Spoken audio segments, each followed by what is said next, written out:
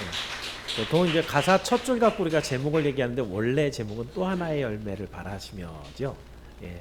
참 귀한 찬양이 참 굉장히 예쁘게 편곡이 되어 있는 그런 곡이네요. 그리고 오늘 연습을 되게 늦게까지 했거든요. 제가 한참 기다렸는데 아카펠라로 나오는 부분이 많아서 준비를 많이 했던 것 같습니다. 참 아름다운 찬양을 하나님 앞에 올려드렸습니다. 감사합니다. 자, 7월 달을 여러분과 함께 이제 열매라는 테마로 말씀을 나누고 있습니다. 뭐뭐 들었는지 기억나시나요? 사실은 7월 달에 행사가 되게 많았거든요. 그래서 아마 머릿속에 말씀도 다 없어지지 않았을까라는 걱정이 있어서 첫 주는 맥주 감사주일이었습니다. 그래서 풍성한 열매를 주신 하나님 앞에 감사하는 그런 내용을 나눴었고요.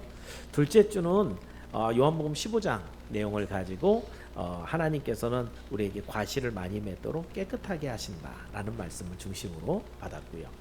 지난주죠. 지난주는 그렇게 열매를 맺은 대표적인 사람으로 요셉을 봤습니다.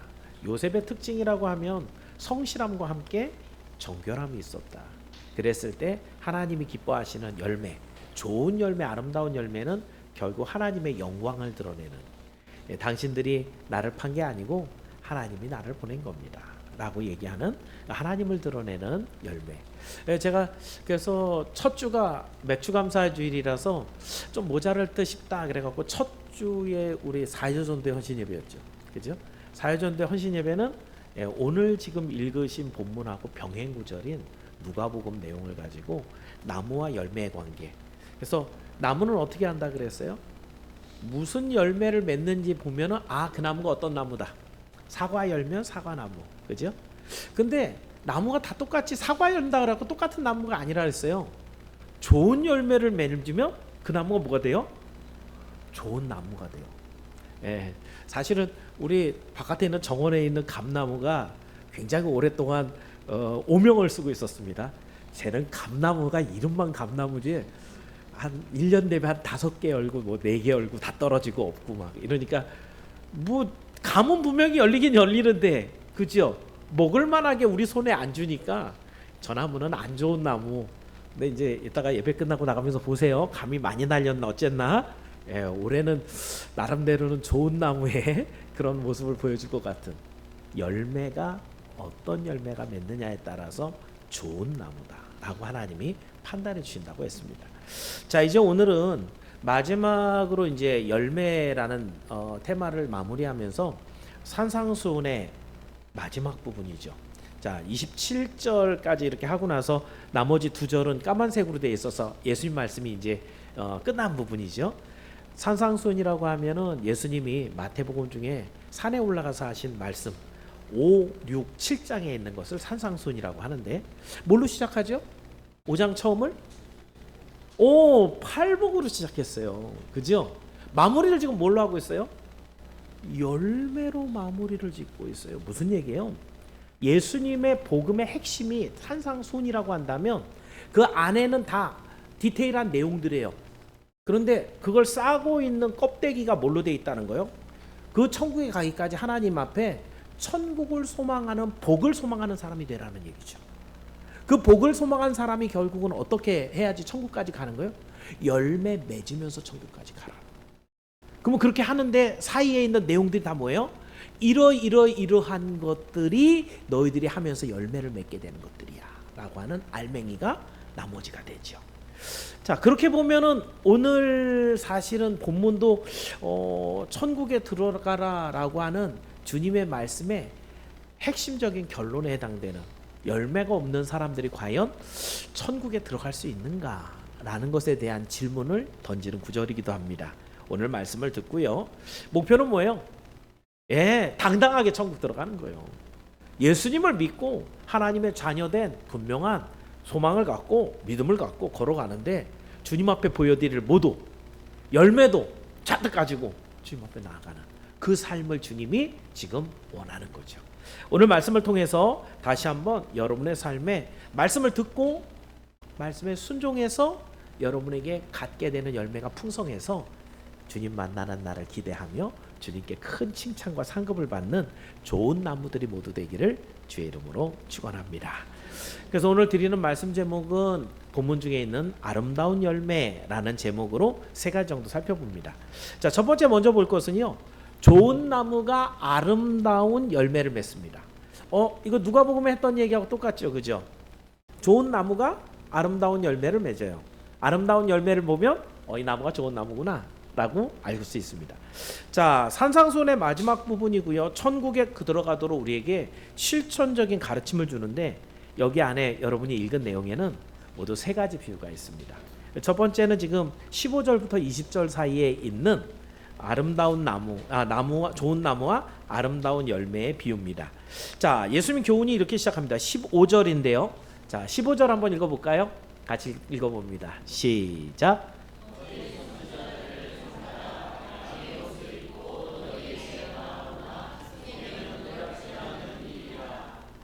하나님의 말씀은 굉장히 현실적이고 실질적이에요. 자, 여기에 거짓 선지자의 정체가 15절에 뭐라고 돼 있어요? 노략질하는 일이라. 답이 딱 나와버리네요.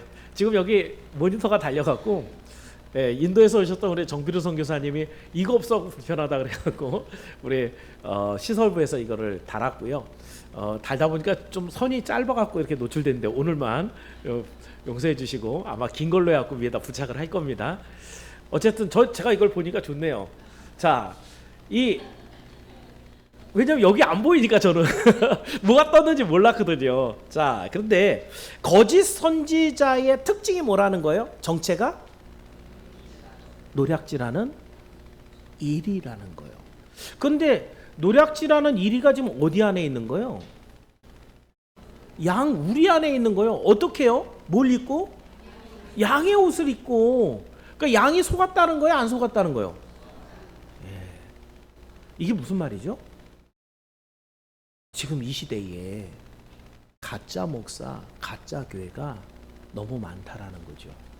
그 얘기를 하는 거예요. 지금 이 시대에 양의 옷을 입고 있는데 그런데 가짜 선지자, 거짓 선지자, 노략질하는 이리가 있어서 무슨 옷을 입었다고요? 양의 옷을 입고 하나님의 말씀을 전하는 것처럼 전하고 있다는 거예요. 그런데 이리의 목적은 뭐예요? 뭘 먹고 살아요? 풀 뜯어 먹어요? 아니죠.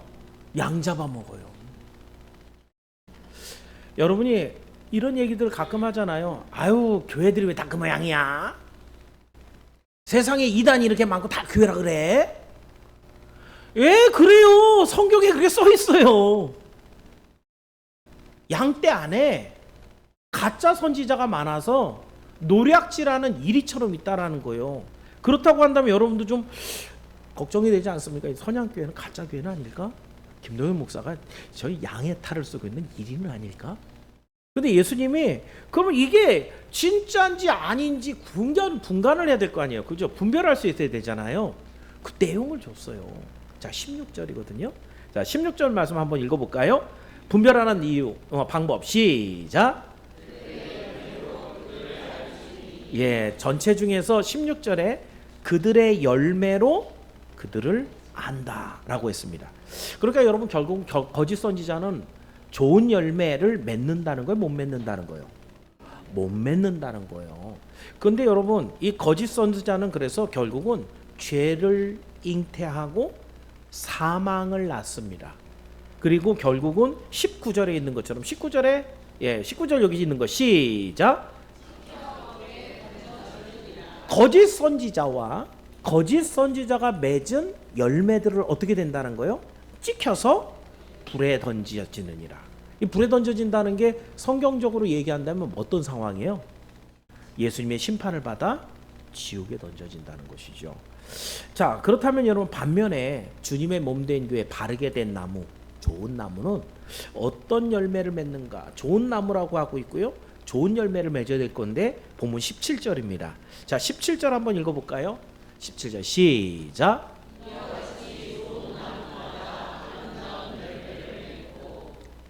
예, 좋은 나무마다 아름다운 열매를 맺고. 지난주에 말씀드렸던 요셉의 이야기, 시련과 어려움을 굉장히 많이 겪었죠. 사랑받는 아들인데 종으로 팔려갖고 더 열심히 일했는데 승진했는데 모함을 받아 감옥에 갇히는 이런 일들로 많이 당합니다. 그런데도 불구하고 요셉이 가는 곳마다 무슨 일이 있어요? 하나님이 함께 하심에 거기에 형통의 역사들, 하나님이 함께 하심에 죽은 사람을 살리는 역사들, 그래서 사람들로 하여금 하나님의 영광을 드러나게 하는 것이 바로 요셉이 맺었던 열매입니다. 여기서 예수님이 비유로 말씀하실 때는 단어를 가지고 암시하는 의미가 있어요. 여기에 좋은 나무라고 하면 어떤 나무겠어요? 결국은 예수님의 심판 앞에서 천국 갈 나무예요? 지옥 갈 나무예요? 천국 갈 나무예요. 천국 갈 나무는 어떤 열매를 맺는다는 거예요?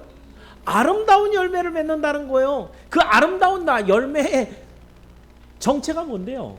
뭐가 아름다운 거예요? 이쁘게 생기면 돼요? 사과가 배가 큼지막하면 되는 거예요? 그거 아니죠? 아름답다라는 건 뭐예요? 하나님이 보실 때 아름다운 그 삶이 하나님을 향해서 온전한 믿음을 가지고 평생 하나님의 영광을 드러내며 살았던 요셉과 같은 그런 열매를 맺은 사람을 아름다운 열매를 맺은 사람이다 라고 얘기합니다. 자, 그렇다고 한다면 여러분, 오늘 본문에서 이 열매는 어쩌다 보니 우연하게 아름다운 열매를 맺었다고 하는 얘기가 아닙니다. 제가 아까도 얘기했지만 저 감나무, 우리 권사님이 그 윤미자 권사님이 그걸 심어놓고 그 기도를 하시고 나무를 붙잡고 기도를 하시고 거기다 어마어마한 비료를 막 주고 막 그랬거든요. 안 돼요. 왜 안 됐는가 나중에 알았어요. 그 밑에 현수막 같은 게 깔려 있어갖고 밑으로 뭐가 안 내려가는 거예요. 양분도 안 내려가고 물도 안 내려가고 어떻게 해야 되겠어요? 근데 여러분 그거 어떻게 할까요? 딱 밑에 있는데 뭐 이렇게 좀 곡괭이질 하다 보니까 뭐가 하나 나오기 시작하고 그거 다 끄집어낸 거예요. 힘이 좀 들었을까요? 안 들었을까요?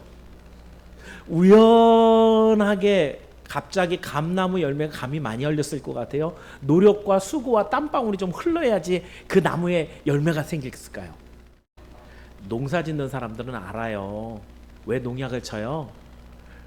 많이 열매를 맺으려고. 농약 치는 게 쉬워요? 그거 다 마스크도 쓰고 먹진 말아야 되잖아요. 그죠?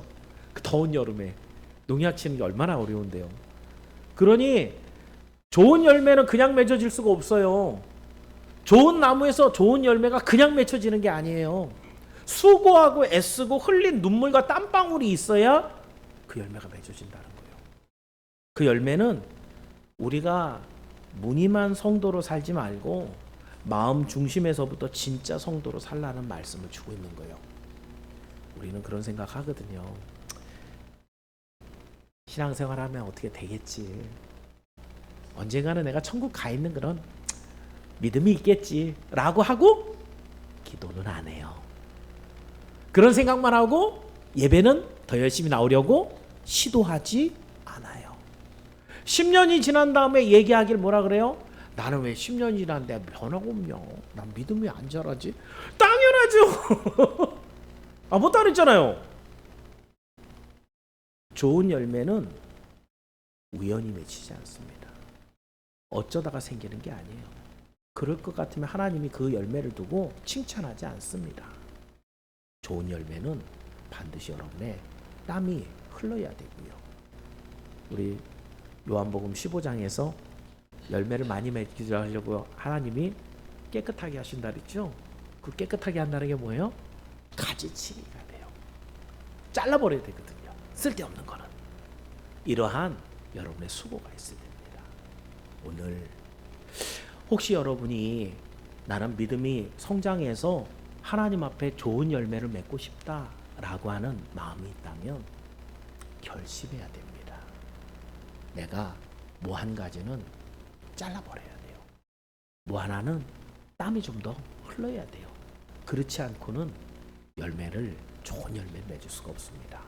기억하면서 오늘도 하나님께서 나를 당신의 자녀 삼아주시고 천국으로 초청하셨는데 우리도 들고 갈 좋은 열매가 있어야 된다라고 생각한다면 결심해서 아름다운 열매로 주님 앞에 가져가는 여러분이 모두 되기를 주님의 이름으로 축원합니다.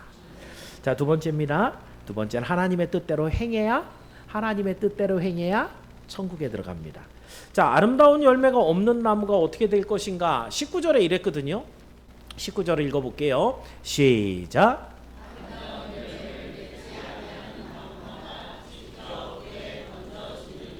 그러니까 아까 얘기한 대로 하면 나는 그냥 되는 대로 살다가 하나님이 주시는 대로 대충대충 열매 맺고 하나님 앞에 갈래요 라고 생각했으면 정신을 차리셔야 돼요. 성경은 이렇게 얘기하고 있다고요. 제 얘기를 하는 게 아니고 성경 얘기를 하고 있잖아요. 그죠? 아름다운 열매를 맺지 않은 나무마다 어떻게 된다고요? 찍힌다고요. 그래서 불에 살려진다고요. 천국에 들어가는 일은 단순한 일이 아니에요. 그냥 어쩌다가 갑자기 나 천국 들어왔네? 이게 없어요. 목적이 있어야 돼. 분명히 하나님의 부르심 속에 우리는 하나님의 예정 속에 천국에 들어가지만 그 예정의 길을 걸어가는 사람은 반드시 그 길을 걸어가게 돼 있어요. 어떻게? 아름다운 열매를 맺는 그 길을 걸어간다는 거예요. 자, 그렇다면 어떻게 그러면 지옥 심판을 받을 사람들은 어떻게 살아갔길래 아름다운 열매를 못 맺었을까? 그 내용이 바로 21부터 23절에 불법을 행하는 자들에 대한 비유입니다. 자, 그 중에서 21절에 자, 이런 사람이 등장합니다. 어떤 사람인가? 21절 시작. 자, 여기까지만 읽어볼게요.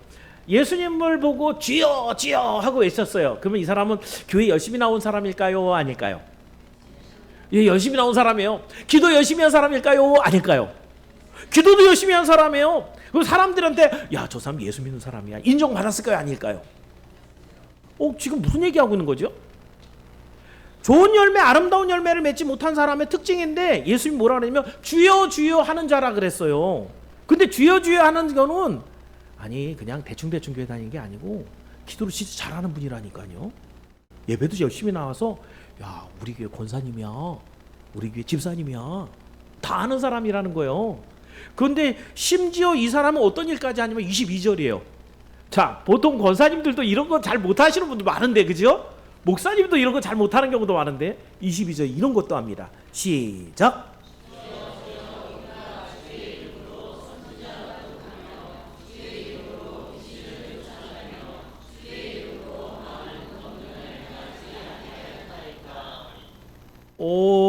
그러니까 지금 이 내용대로 하면 선지자 노릇은 뭐죠? 선지자는 뭐 하는 사람이에요? 하나님의 메시지를 전하는 사람. 이 사람 뭐 하는 사람인 거예요? 전도한 사람, 전도한 사람.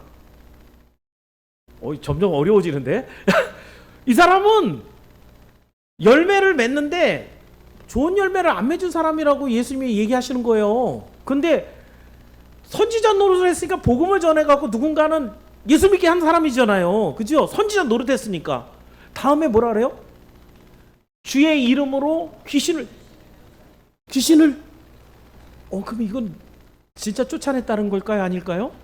쫓아냈다라는 얘기예요, 여러분. 예수님의 이름이 아니면 귀신이 안 나가요.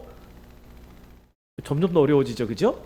그리고 나서 예수님이 끝에서 뭐라 하냐면 주의 이름으로 뭘 했다고요? 이 권능. 그러면 여러분 생각나는 거? 자, 예수님이 승천하시면서 뭐라 하냐면 예루살렘에 남아있으라 그랬죠, 그죠? 뭐 할 때까지? 너희에게 성령이 임할 때까지. 너에게 성령이 임하면 그 다음 뭐죠? 권능을 받고 그 다음에 예수님을 전하는데 예루살렘과 온 유대와 사마리아 땅끝까지 내 증인이 되리라. 자, 다시 이 사람 주여 주여 했어요. 그죠? 예루살렘에 남아있는 사람일 수도 있어요. 그죠? 그래서 성령을 받은 거예요, 안 받은 거예요? 그렇죠. 그래서 성령이 임하는 뭘 받은 거예요? 권능을 받은 거예요.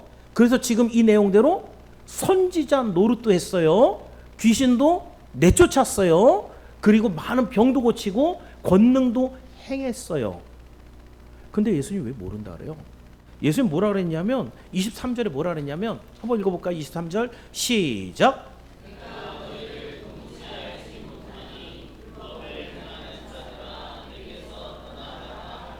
아니 이쯤 했으면 예수님이 아니 성령도 받고 내가 예수님의 이름으로 귀신도 내쫓고 권능을 행했는데 예수님 날 몰라요? 내 예수님의 이름을 했는데? 근데 예수님이 뭐라 그래요? 도무지 모른다고 하면서 뭐라 그래요? 불법을 행하는 자. 왜 불법을 행하는 거예요? 아까 그 말씀. 성령이 너에게 임하시면 권능을 받고 사마리아 땅끝까지 뭐가 되리라? 뭐에서 틀린 것 같아요? 이 사람은 뭐에서 틀린 것 같아요? 예수님의 증인으로 살지 않고 자기 유익을 위해, 자기 영광을 위해 모든 걸 다 가로채는 거예요. 많아요, 여러분. 그래서 여러분 자꾸 헷갈리는 거예요. 어떤 목사님이나 어떤 능력 있는 전도자들을 보면 말씀을 진짜 잘해요. 설교 빼끄름하게 한단 말이죠. 그 설교를 듣고 감동도 해요. 눈물도 흘린다니까요. 할렐루야가 나와요. 이단들도 보면은요, 막 기뻐갖고 어쩔 줄을 몰라요. 말씀을 듣고. 실질적으로 그것에서 하나님의 권능이 임해갖고 병이 낫고 귀신을 내쫓을 수 있단 말이에요. 그런데 문제는 처음부터 끝까지 하나님의 말씀을 온전히 행하지 않으면 하나님 보실 때 뭐라는 거예요? 불법을 행하는 자가 된다. 모든 일의 마침이 어떻게 맞춰져야 된다? 하나님의 영광을 드러내는 예수 증인의 삶을 살아야 된다는 거예요. 내 증인 아니고 내가 높아지는 내 영광이 아니고 하나님의 영광을 위해 살아갔던 모든 삶의 마무리가 딱 찍혔을 때 너는 내 증인이지. 예수 증인의 삶을 살았어. 주님이 인정하는 건 그 열매를 통해서 인정을 받는다. 그렇다고 한다면 여러분, 더 자세하게 얘기하면 성도들이 이 세상이 아니라 하나님을 더욱더 사랑하게 만들어야 되는데, 많은 교회들이 성도들이 좋아하는 설교를 합니다. 복 많이 받으세요. 사업이 잘 돼가고 돈을 많이 벌면 아유 하나님 복 주셨네. 근데 잘 보면 이 사람이 예배도 안 나와. 돈은 많이 벌었고 돈 쉬다가 자는데 천국 가는 건 자꾸 안 보여. 어떤 것 같아요, 여러분? 여러분의 마음속에 아유 나도 돈 쉬면서 차라리 자는 게 낫지. 천국은 잘 안 보여도 난 돈 쉬면서 잘래. 교회가 그걸 가르치고 있다라는 거예요. 천국 열쇠를 가져가고 쥐도 안 들어가고 남도 못 들어가게 하는 그 짓을 오늘도 교회가 강단히 그런 일을 하고 있다는 거예요. 뭐가 복인지, 하나님께서 원하시는 길이 무엇인지는 바르게 전하지 않고 그저 자식 대학 잘 가면, 직장 좋은 데 들어가면 그럼 그게 복이라고 생각을 하고 그거를 할렐루야 박수를 치는 것으로 끝냈다는 거죠. 사실은 그것을 통해서 하나님의 영광이 드러나야 되는. 우리 여기 속초선양교회 분이 하나 계셔갖고 속초선양교회 등록한 분 중에 하나가 되게 믿음의 변화가 막 생겨갖고 신실하게 일을 이제 요즘에 예배 생활을 하고 있어요. 그럼 계속해서 좋은 일이 막 생겨야 되잖아요, 그죠? 근데 최근에 그 어머니 아버지랑 같이 이제 차를 타고 가다가 거기 양양 아이씨였을 거예요. 양양 아이씨 나오는데 이게 깜빡 졸았나 본데 거의 정면으로 추돌하듯이 기둥에 갖다 받았대요. 차는 제네시스인데 완파가 돼갖고 완전히 폐차를 시킬 정도가 됐고요. 고치질 못하고. 그리고 본인은 많이는 안 다쳤어요. 약간 디스크에 이제 눌림이 있어갖고 입원했다가 한 2주 만인가 3주 만에 퇴원을 했어요. 그 뒤에 부모님은 또 앉아서 주무셨는 모양이에요. 그래갖고 뭐 주무시다가 이렇게 사고가 나면 그래도 좀 덜 다친다는 얘기들은 많아요, 그죠? 근데 감사하게도 이 두 분은 하나도 안 다쳤어요. 차는 그렇게만 가졌는데. 근데 결론이 뭘까요? 에이, 교회 다녀야 소용이 없네. 그런 사고도 하나 못 막는 뭘. 보통은 여러분의 판단이 어때요? 이렇게 얘기하는 것은 기준이 뭔 거죠? 형통이, 물질이. 이게 목적이면 아유 하나님 뭐 잘못하셨네. 에이, 믿어봐야 뭐 별 소용 있나. 근데 놀라운 변화는 그 다음이에요. 이 두 분이 장사가 너무 잘 돼갖고 주일날 예배를 못 나가시는 분들이에요. 그런데 그 사고가 딱 나고 난 다음에 이분들이 어떠면 아유 우리가 너무 지나쳐서 하나님이 사인을 주시나 보다. 우리 거기가 한 식당을 하는데 한 150석 규모가 되는 굉장히 큰, 한 번 오면 이렇게 버스가 와갖고 이렇게 사람 내려놓고 잔뜩 먹게 하는 그런 데요. 그러니까 어떤 요일이 영업이 제일 많이 되겠어요, 그죠? 근데 이 두 분이 지금 아직 결정이 완전히 내려진 건 아니지만 마음속에 주일날 문을 닫아야 되겠습니다, 결정을 합니다. 뭐가 복일까요? 아름다운 열매라는 게 뭘까요? 돈을 더 많이 벌어서 주머니에 넣어놓고 자녀들에게 내가 죽기 전에 넉넉하게 써, 그리고 유산으로 남겨주고 가면 그게 최고 복일까요? 성경은 지금 그렇게 얘기 안 하거든요. 그렇게 해서 많은 것을 남겨놓고 주님이 모른다고 하면 그 인생은 잘못 산 인생이에요. 여러분, 그래서 잠언 21장 4절을 여러분이 한번 눈여겨 한번 보시기 바랍니다. 21장 4절입니다. 한번 읽어볼게요. 시작.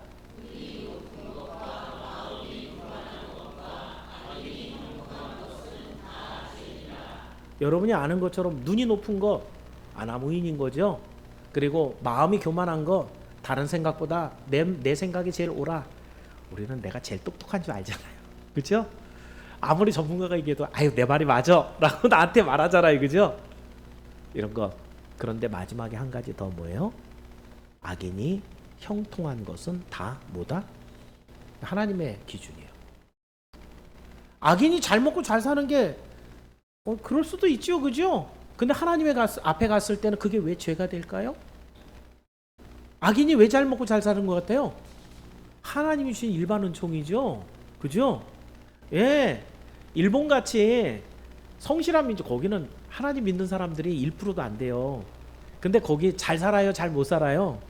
예, 제가 볼 때는 국민성 자체가 성실해요. 그 사람들은 근면하게 일해요. 그런데 죄예요. 그 돈을 하나님이 줬다는 걸 몰라요. 그 주신 하나님 앞에 영광을 올려드릴 줄 몰라요.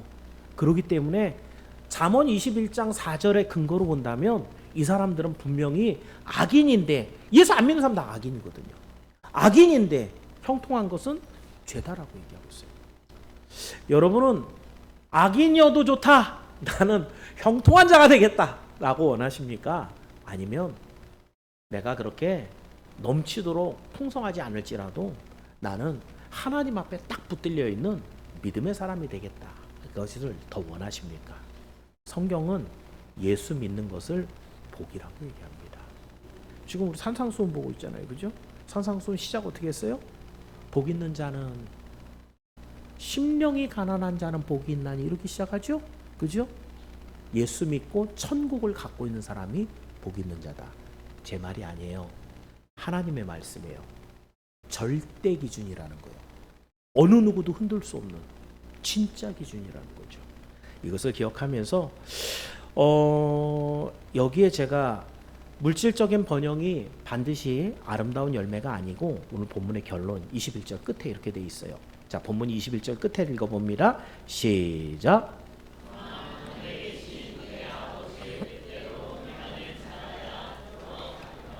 세상은 마귀의 여러 가지 공격을 받습니다. 그래서 예수 믿는 사람들에게 항상 유혹하는데, 무엇으로 유혹하기 제일 쉬워요? 물질 갖고. 네가 하고 싶은 대로 해. 많이 갖고 누려. 사람들보다 더 풍성하게 살아. 나를 되게 사랑하고 나를 높여주는 것 같은데 그 길을 가면 어떻게 된다는 거예요? 성경은 죽는다고 얘기하고 있는 거예요. 다만 하늘에 계신 내 아버지의 뜻대로 믿음을 가지고 오늘도 주를 믿고 의지하여 살아간 사람에게 하나님이 천국에 들어가리라 했습니다. 기억하면서 세상이 아무리 돈을 좋아해도, 지금 여러분들 안에도 그래도 오늘 가다가 로또라도 하나 사갖고 맞으면 좋겠다, 그런 생각하고 있는지 모르겠어요. 돈은 여러분을 편하게 만들 수는 있지만 여러분에게 행복을 줄 수도 구원을 줄 수도 없습니다. 그러므로 오늘도 하나님의 말씀을 잘 기억해서 오히려 물질의 미혹이 되고 세상 즐거움에 붙잡혀서 주님의 뜻을 잃어버리는 어리석은 자가 되지 말길 바랍니다. 제가 오늘 설교 말씀을 준비하면서 이 부분을 좀 많이 강조를 해야 되겠다라는 생각을 한 것이, 우리 예수 믿는 사람들이라면은 항상 기도하는 내용 중에 그게 있어요. 주님의 뜻을 알려주세요. 그죠? 어느 길로 가는 것이 주님의 뜻일까요? 그거는 하나님께서 기도하는 만큼 성령의 역사로 알려주시거든요. 성경을 보는 만큼 지혜와 분별력으로 알게 하신단 말이에요. 반대로 하나님의 뜻을 자꾸 놓쳐버리는 일, 어떻게 하면 놓쳐버릴까요? 제가 아까 쓱 읽으면서 넘어간 거죠. 물질의 미혹이 됐을 때, 물질의 미혹이 됐을 때, 또 하나 세상 즐거움에 붙잡혔을 때, 그때 하나님의 뜻을 놓칩니다. 왜요? 이미 마음이 가 있어요. 물질에 이미 마음이 가 있어요. 나 노는 일에. 하나님의 말씀이 선포됐는데 그 말씀을 내가 오케이 받아들일 준비가 조금도 안 돼 있는 거예요. 그래 놓고는 뒤집어져서 뭐라 그래요? 하나님의 뜻을 모르겠어. 거짓말하는 거예요. 알거든요. 물질에 마음을 뺏겨서 내 즐거움에 이미 거기 뜻을 다 뒀기 때문에 하나님의 뜻을 따를 요만큼의 마음이 없는 거예요. 왜? 믿음이 없는 거예요. 뭐 해야 되겠어요? 회개하고 돌이켜야 되는 거예요. 기도하고 말씀을 읽어야 돼요. 그렇지 않고는 방법이 없어요. 이건 아무리 가르쳐줘도 안 돼요. 여러분이 먼저 엎드려야 되는 겁니다. 하나님의 말씀, 그 뜻을 분별해서 따라갈 때 비워야 됩니다. 그리고 하나님의 말씀이 선포될 때 아멘 해야 됩니다. 기억하셔서 하나님의 뜻을 모르는 자, 어리석은 자가 되지 말고 그 하나님의 뜻을 단단하게 붙드는 용사 같은 믿음을 갖기를 주의 이름으로 축원합니다. 마지막으로 한 가지만 더 얘기합니다. 지혜로운 자는 말씀을 듣고 행하는 자입니다. 자, 그렇다면 하나님의 뜻을, 제가 말씀을 드렸지요. 하나님의 뜻을 어떻게 알아듣는가? 그럼 그 뜻을 어떻게 잘 헤아릴 수 있을까? 예, 그 방법도 24부터 27절에 지혜로운 건축자라는 비유로 하나님 말씀하십니다. 자, 집을 지을 때 가장 고려해야 되는 것. 최근에 이제 여기저기서 지진이 일어나는 데도 있고요. 그죠?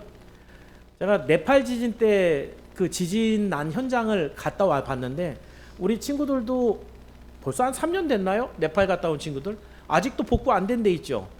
근데 2023년도에 갔다 왔는데 아직도 안 돼. 그 2015년도 거거든요. 지진이 그때가 8.7인가 그랬어요, 강도가.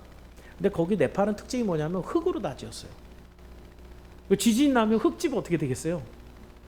예, 제가 한 18년도 정도에 갔거든요. 그랬을 때 갔을 땐 정말 참담했어요.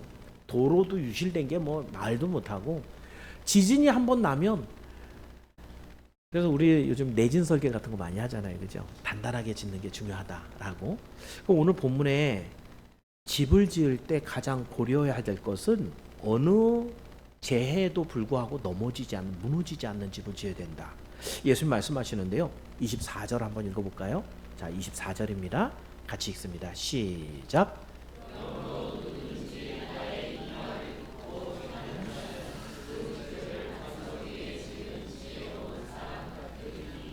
여러분, 이 내용은 집 잘 지라고 주시는 그런 얘기가 아니죠. 그죠? 이 집은 주님이 오시는 날 심판과 그 내세 앞에서 우리 집은, 교회인 내가 어떻게 지어져야 되는 것을 얘기하는 내용이죠. 자, 그러면 집으로 상징되는 종말의 날 우리는 내 집을 어떻게 지어야 되는가? 여기에 보니까 뭐라 그랬어요? 내 말을 듣고 행하는 자, 반석 위에 집을 지은 자다. 반석 위에 집 짓는 거야 당연히 그게 튼튼하지 라는 건 다 알거든요. 어떻게 반석 위에 짓냐고요. 그죠? 아니, 반석 위에 집을 지어야 되는 건 다 알아요. 근데 어떻게 짓냐고요. 여기 보니까 뭐라 그래요? 이 말을 듣고 행하는 자. 그러니까 어떻게 해야 돼요? 처음은 들어야죠. 들어야죠. 듣는 다음에는 알아야 돼. 무슨 말인지. 이거는 설교자의 책임도 많아요. 도래뭉실하게 또 졸린 톤으로 제가 약간 톤이 좀 높은 게 감사해요. 저는 제 목소리가 되게 안 좋다고 생각을 하고 하나님께 목사가 됐을 때 아유 저같이 쟁쟁쟁쟁 거리는 목소리 같고 1시간씩 설교 들으면 사람들이 얼마나 이 피로 스트레스가 이렇게 쫙 올라가겠습니까? 근데 듣는 분들마다 그런 얘기를 하더라고요. 그래도 음역대가 좀 높아갖고 무슨 말을 하는지는 알아듣겠다고. 그래서 제가 감사했어요. 네. 목소리는 별로 안 좋지만 여러분들이 이게 무슨 말을 하는지는 알겠다. 근데 무슨 말을 하는지만 아는 게 아니라 무슨 내용인지도 알아야 되겠죠, 그죠? 이 전적으로 목사의 책임이기도 해요. 또 한 가지. 그럼 이 말을 듣고 깨달았으면 그렇구나. 가버리면 안 지은 거예요. 그죠? 어떻게 해야 돼요? 말씀에 순종해서 살아야 돼요. 아주 간단한 거예요. 반석 위에 집을 지으라고 하는데 우리 주님이 반석 위에 집 짓는 방법 다 알려준 거예요. 말씀 듣고 깨달아서 순종하면 반석 위에 짓는 거라는 거예요. 그런데 어리석은 사람은 어떻게 했냐면 26절인데요. 자, 26절 한번 읽어볼까요? 26절 시작.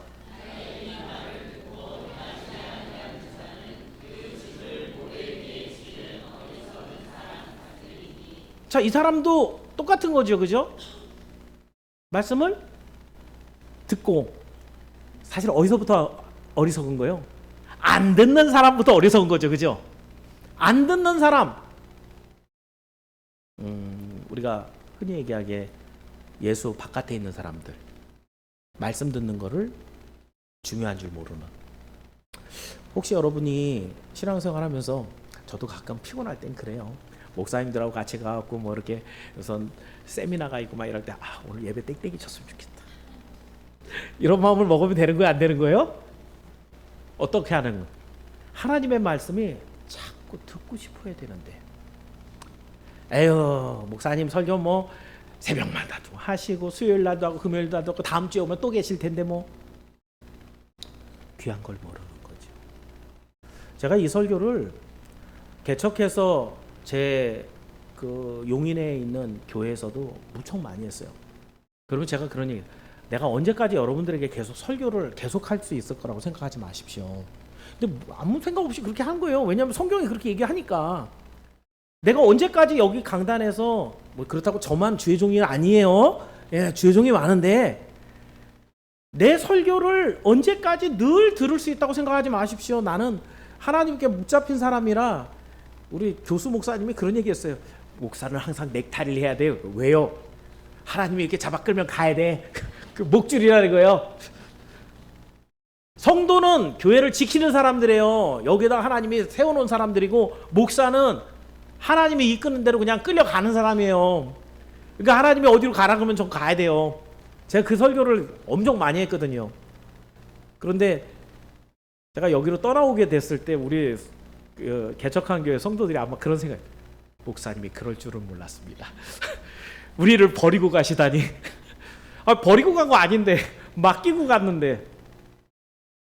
네, 농담처럼 제가 지금 얘기하고 있지만 여러분에게 허락되어 있는 설교의 시간은 굉장히 귀한 시간입니다.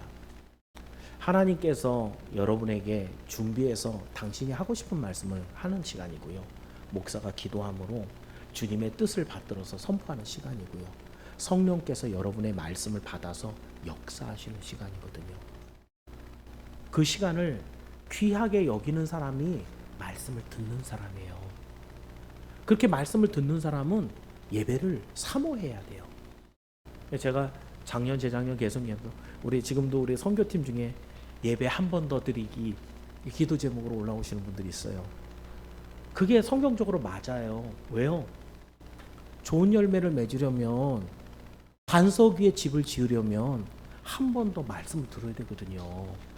그럼 말씀을 듣는 자리에 있어야 되는데 의도적으로 또 주무시는 분들이 있어요. 우리 SFC에 많다. 조금 좀 지루하다 싶으면은 일단 딱 정자세에서 살짝 숙이고 눈을 뭔가 생각하는 쫙 하지만 아무 생각 없이 졸고 있는, 의도적으로 자는. 말씀을 듣는 사람이 이걸 내가 깨달아야 되겠다. 제가 이 설교 한 번 읽고 올라오는 게 이게 5번 읽고 올라오거든요. 그냥 와서 읽으면 되는데 왜 5번씩 읽고 올라올까요? 설교를 하다 보면 딱딱할 수밖에 없어요. 하나님의 말씀이니까. 근데 알아들을 수 있게 여러 가지를 넣어서 설명하려면 여러분에게 어떻게 더 이해가 되게 할 건가 생각하다 보면 5번은 읽어야 거의 다 외우고 그 패턴을 딱 가지고 여러분 설명해야 된다. 알아듣도록, 담아가도록. 여러분도 들을 때 어떻게 들어야 되는 거예요? 목사님 또 이 단어 틀렸어요. 이거 보지 마시고 이 말씀이 무슨 말씀인지 내가 찔렸네요. 오늘도 오늘도 내 잘못을 또 이렇게 하나님께서 지적하시네. 하나하나를 다 가슴에 두라는 거예요. 그렇게 둔 것을 가지고 가서 어떻게 해요? 여기까지 된 거예요. 그래도 어리석은 자는 어디까지 됐냐면 말씀을 들었죠. 그죠? 깨달았죠. 그런데 그 다음에 뭐 안 해요? 행하질 않아요. 잘 듣고 깨닫기까지 했는데 알아요. 이제 제 설교도 뭐 레파토리가 뻔하잖아요. 웬만한 목사님들 설교 한 2년 3년 들으면 레파토리가 다 비슷비슷하거든요. 그러면 들을 때 알아. 이거 예수님 믿고 천국 가는 거 누가 몰라. 오늘도 하나님 앞에 십자가 앞에 엎드려서 기도해야지. 알아. 근데 뭐예요? 안 해. 그건 믿음이 없는 거예요. 그건 천국 갈 수 없는 거예요. 천국 갈 수 없다고 성경이 기록하고 있어요. 그러니 이렇게 적나라하게 설교하는 목사 별로 없어요. 열심히 듣고 행하면 그럼 천국 갑니다 라고 얘기하는데 그건 사실이고요. 그건 정해져 있는 일이에요. 듣고 깨달아 행하면 반드시 갑니다. 근데 문제는 뭐예요? 듣지도 않고 깨달으려고도 안 하고 깨달은 말씀이 있어도 안 해요. 그래서 못 갑니다. 하나님의 말씀은 살았고 운동력이 있어요. 오늘도 한 영혼을 바꿔버립니다. 죽은 영혼을 살리는 것, 인공호흡을 하는 게 아니에요. 그 마음속에 이 말씀이 믿어져서 내가 오늘 그렇게 살아야 되겠다라고 하는 도전과 결단이 생겨요. 그게 하나님 말씀입니다. 결국은 이런 어리석은 사람에게 반드시 이런 일이 오는데 27절입니다. 이런 일이 옵니다. 자, 27절 시작.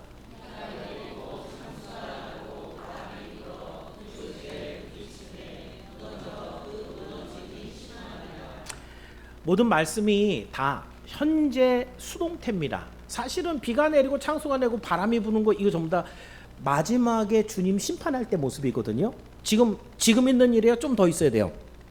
미래죠. 근데 성경은 뭐라고 기록한다고요? 현재 수동태로 써요. 지금 있는 것처럼. 비가 여러분 내리게 한 거예요? 내려진 거예요? 여러분 입장에선. 내가 내린 거 아니죠. 비는 내려져요. 창수, 큰 물은 내가 만든 거 아니죠. 만들어져요. 그래서 그것이 바람이 쉐찬 바람, 내가 부른 거 아니죠. 불려져요. 그래서 어떻게 된다고요? 내가 지은 그 집에 반드시 와서 부딪힙니다. 그랬을 때 하나님의 말씀을 따라 살았던, 행동했던, 순종했던 사람은 흔들리지 않는데 어리석은 자는 모래 위에 지은 탓에 무너져서 그 부서짐이 심하다라고 예수님은 말씀합니다. 그렇다고 한다면 여러분, 제가 그래서 특히 우리 SFC 대학부, 청년부, 30대까지 젊은 분들이 많이 그래요. 내가 하나님의 말씀을 듣기는 들어서 알긴 아는데 시간이 많다 이거죠. 좀 더 있다가 권사님 정도 나이가 됐을 때, 장로님 정도 나이가 됐을 때 나는 그때 잘할게요. 잘할 수 있을까요? 미래가 과연 여러분의 것인가요? 왜 현재형으로 쓰고 있을까요? 오늘 여러분에게 갖고 있지 않은 믿음은 여러분 게 아닙니다. 오늘 여러분이 갖고 있는 믿음만이 여러분을 구원할 수 있습니다. 그렇기 때문에 오늘 혹시 그 많은 하나님의 말씀을 듣고도 무시했었다면, 순종치 않은 삶을 반복했다면 나는 어리석었구나 몰라서 어리석은 게 아니에요.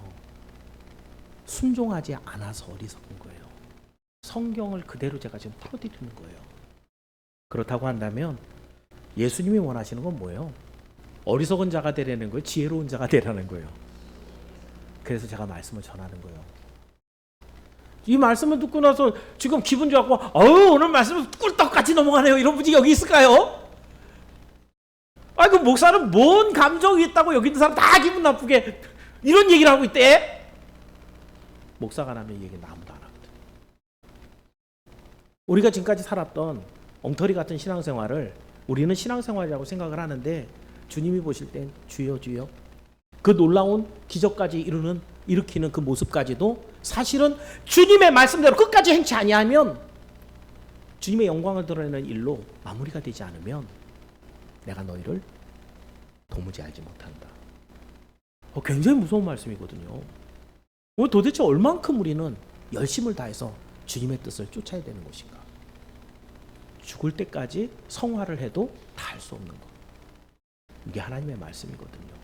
그렇다고 한다면 오늘 여러분은 이 말씀을 들었으니 복이 있는 줄 알길 바랍니다. 말씀 들었죠? 무슨 말인지 다 알았죠? 이제 여러분의 삶에 가서 행하십시오. 하나님의 말씀에 따라 살려고 애를 써보십시오. 잘 안 될 거예요. 한 번에 다 바뀌는 게 얼마나 어려운데요. 그죠? 기도해야 돼요. 다시 한번 말씀 읽어야 돼요. 그리고 하나씩 변하는 거예요. 그러면 그렇게 하다 보면 우리는 반석 위에 집을 짓고 있는 거예요. 주님이 말씀하신 대로 절대로 무너지지 않습니다. 여기에 있는 우리 모두가 그렇게 반석 위에 지어진 집들이 되길 주의 이름으로 축원합니다. 말씀을 정리합니다. 제가 정리하면서 요 구절을 하나를 좀 생각해 볼 게 있어서 2020년 6월 18일이었습니다. 한국 기독교 81개 단체, 81개면은 단체가 81개니까 굉장히 많죠, 그죠? 교회가 81개가 아니고요, 단체가 81개 단체가 성명서를 낸 게 있어요. 2020년입니다. 지금부터 6년 전인데 그리스도인은 모든 사람을 위한 차별금지법을 지지한다 라고 했어요. 우리나라예요. 81개 기독교 단체가. 한번 들어보세요. 그러면서 동성애자를 공식적으로 환영을 했는데 당시에 당연히 국회에 차별금지법이 상정돼 있었고요. 그리고 차별금지법을 반대하는 교회들이 되게 많았죠, 그죠? 근데 지지하는 단체들이 지금 하는 얘기예요. 근데 그 하는 사람들이 낸 성명입니다. 들어보세요. 누군가를 차별하는 것은 하나님의 창조 질서를 거스르는 것. 나사렛 출신의 예수는 소수자였고 소수자를 사랑했고 종교와 정치 권력에게 차별받고 끝내 처형당했다. 이게 이 사람들이 내놓은 성명서의 일부예요. 이거는요, 누가 지나가다 한마디 던진 게 아니에요. 81개 단체가 오랜 시간 회의를 거쳐서 신조를 만들듯이 결론 지은 내용이라는 거예요. 근데 여러분 들으면서 조금 이상하다라는 얘기가 있지 않았나 싶은데 하나씩 제가 조목조목 다시 한번 얘기해 줘 볼게요. 누군가를 차별하는 것은 하나님의 창조 질서를 거스르는 것. 맞아요, 틀려요? 그죠? 차별하는 건 안 돼요. 우린 공평하게 다 사랑해야 되잖아요, 그죠? 그러니까 이 사람들 하는 얘기가 몽땅 다 싹 다 틀렸으면은 누구도 안 속죠. 아무도 안 속죠, 그죠? 그런데 여러분이 분별하는데 특징이 하나 있어요. 이 사람들이 하는 얘기들 한 가지만 오늘 배워가세요. 우리가 흔히 아는 단어가 있어요. 우리가 종교에서 우리 기독교에서 쓰는 단어가 있는데 그거 안 써요. 예를 들면 대속, 구원. 이건 되게 익숙하죠. 뭔 단어예요? 주님이 우리에게 주시려고 하는 약속의 구원이고요. 그걸 이루기 위해서 주님이 하신 게 대속.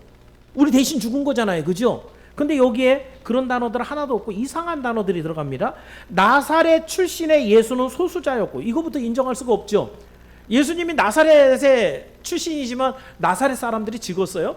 이 소수자라는 것은 왜 소수를 넣었어요? 그 동성애자가 소수자, 성소수자라 그러잖아요, 그죠? 그 소수자라는 단어를 넣고 싶어 갖고 살짝 바꾼 거예요. 자기네들의 어떤 주장을 집어넣기 위해서 앞에 그럴싸한 단어들을 넣고 차별하는 건 하나님의 뜻을 거스르는 거예요 라고 해놓고 예수님은 소수자였습니다 하고 그 다음 내용 뭐예요? 소수자를 사랑했습니다. 그거 아리까리하죠, 그죠? 예, 예수님은 수가성 여인도 사랑했고요, 이방 여인도, 그죠? 외면당하고 이런 사람들을 우리 예수님은 버리지 않았어요, 그죠?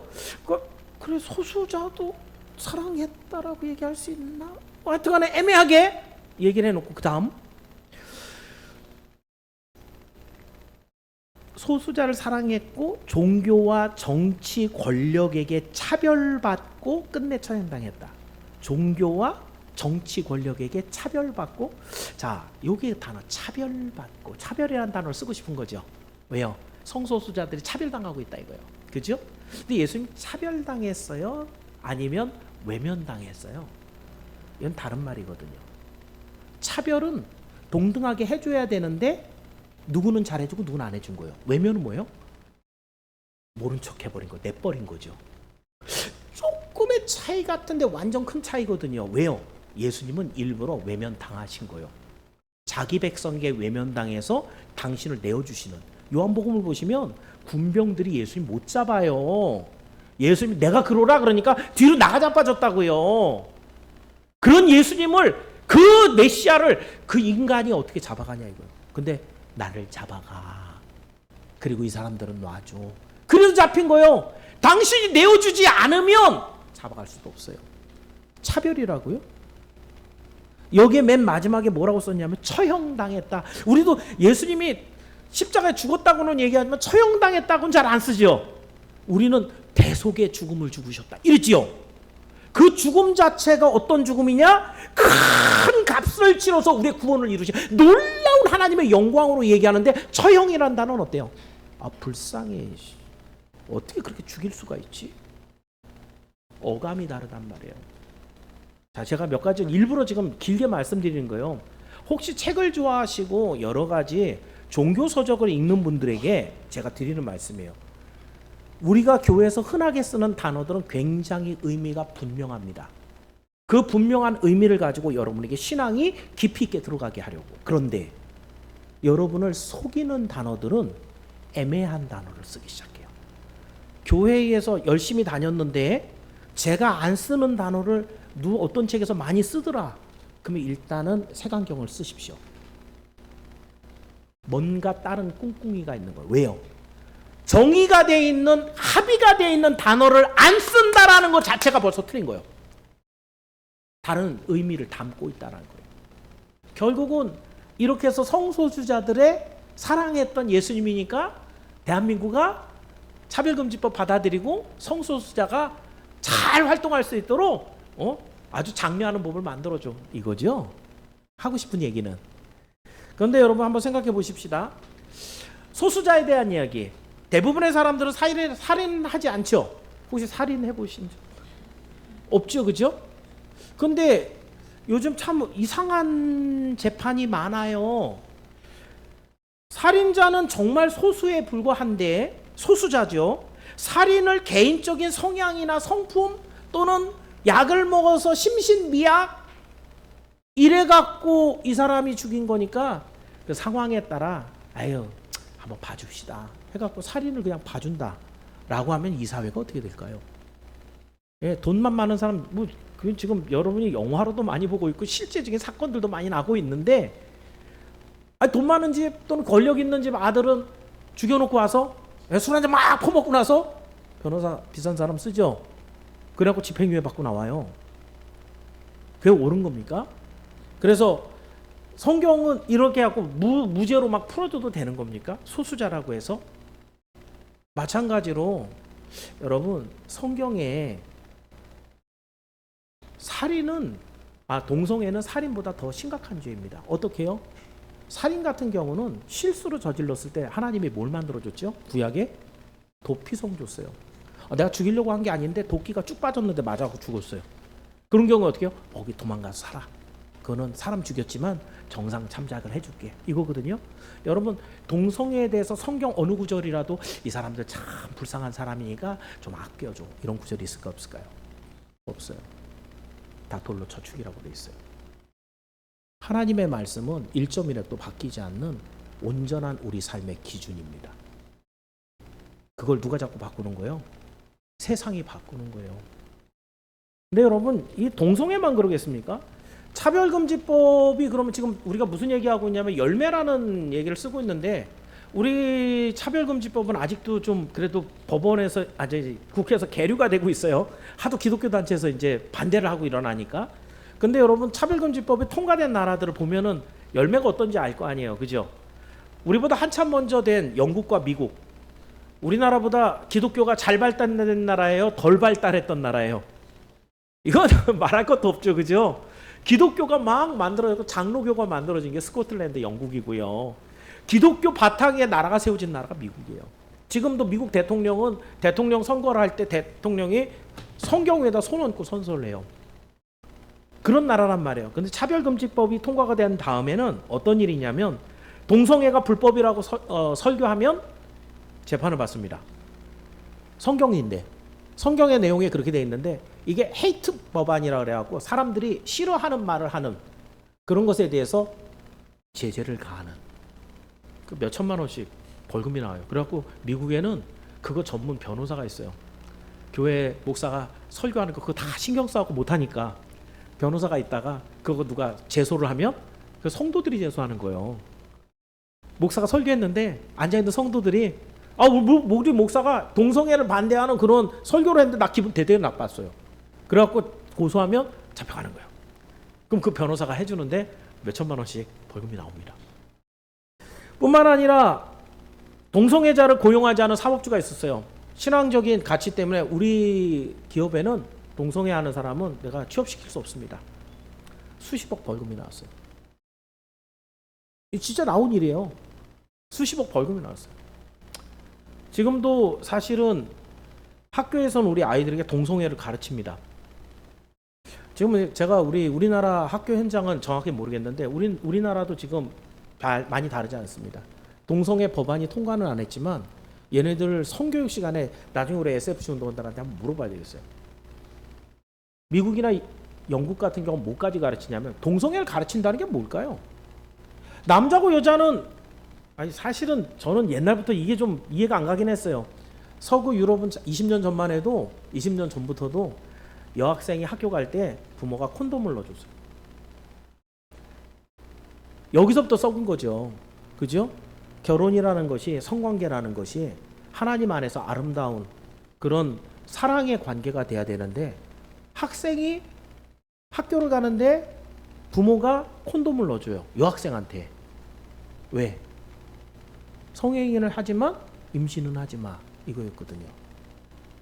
여기서부터 성윤리가 깨져버리는 거예요.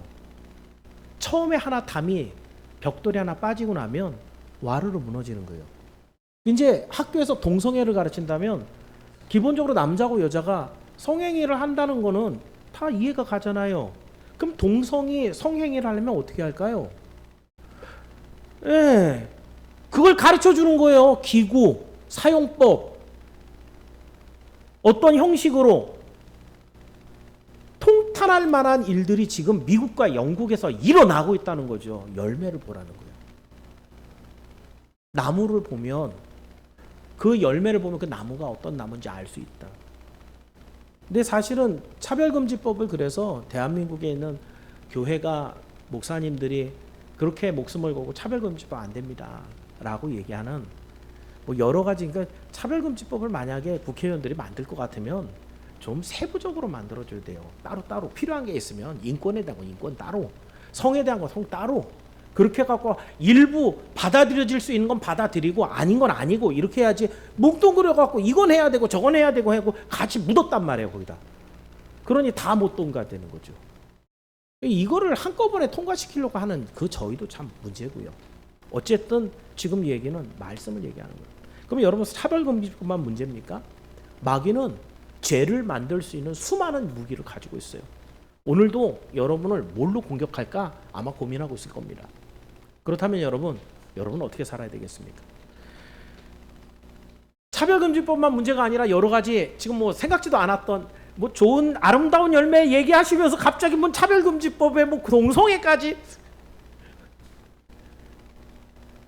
이단이 여러 가지가 나왔죠. 신천지에 대해서, 여호와 증인에 대해서, 하나님의 교회에 대해서. 앞으로 얼마나 많은 이단이 또 나올까요? 그죠? 그럼 어떻게 할까요? 나올 때마다 우리 맨날 세미나 할까요? 어떻게 하면 좋겠어요? 진짜 믿음을 바르게 갖고 있으면 되죠.